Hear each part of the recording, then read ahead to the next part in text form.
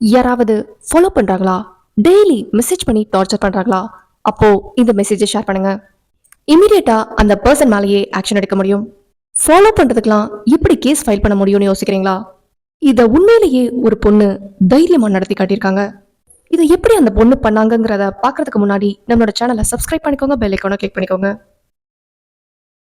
அந்த பொண்ணு காலேஜ் போயிட்டு இருக்கும்போது டெய்லியும் அந்த பையன் ஃபாலோ பண்ணிட்டே இருந்தான். ஃபேக் ஐடிஸ்ல இருந்து மெசேஜ் வந்துகிட்டே இருந்தது.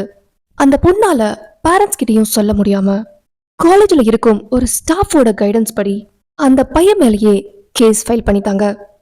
இந்தியன் பீனல் கோட் செக்ஷன் 354 படி repeated following, unwanted contact, online monitoring இது எல்லாமே ஸ்டாக்கிங் கீழே வரும்.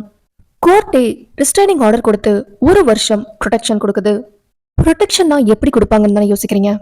அந்த பொண்ணு இருக்கும் இடத்துல இருந்து 200 மீட்டர்ஸ் வரைக்கும் அந்த பையன் போகவே கூடாது. அதையும் மீறி அவன் போயிட்டானா அவனுக்கு கண்டிப்பா ஜெயில் தான். இதெல்லாம் நம்ம எப்படி பண்ண முடியும்னு யோசிக்கிறீங்களா?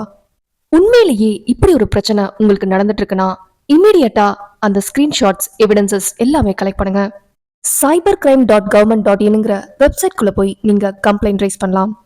இன்னும் டீடைலா வேணா டிஸ்கிரிப்ஷன்ல இருக்கு, நோட் பண்ணிக்கோங்க.